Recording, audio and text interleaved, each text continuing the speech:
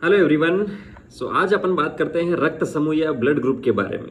तो इसको समझने के लिए आपको क्लास 11th और 12th दोनों की एनसीईआरटी को एक साथ देखना पड़ेगा, क्योंकि क्लास 11th की एनसीईआरटी में 15वें चैप्टर में और क्लास 12th की एनसीईआरटी में चौथे चैप्टर में आपको रक्त समूह के बारे में बता रखा है। तो जो रक्त समूह होता है वो 4 प्रकार का होता है, ए, बी, ए बी और ओ।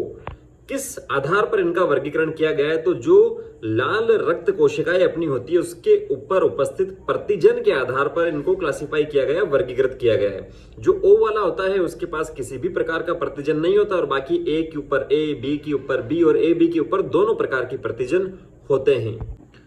और साथ साथ में जो प्लाज्मा है उसके अंदर जो प्रतिरक्षी होती है वो इसके जस्ट अपोजिट होता है। जैसे रक्त समूह ए में प्लाज्मा के अंदर जो प्रतिरक्षी होगा वो बी होगा, बी में ए होगा, ए बी में किसी भी प्रकार की कोई प्रतिरक्षी नहीं होगी। और जो ओ रक्त समूह वहां पर ए बी प्रकार का देखने को मिलेगा प्लाज्मा में प्रतिरक्षी।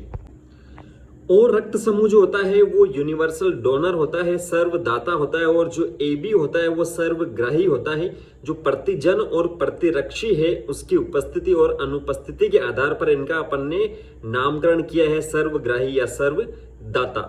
साथ में अगर 12th क्लास की बात करें तो वहां पर जीन प्रारूप और लक्षण प्रारूप के बारे में आपको बता रखा है। जीन प्रारूप में जो एलील है एक माता से आता है और दूसरा पिता से आता है। अगर एलील सेम होता है जैसे आई ए तो जो रक्त समूह हो जाएगा वो कौन सा हो जाएगा?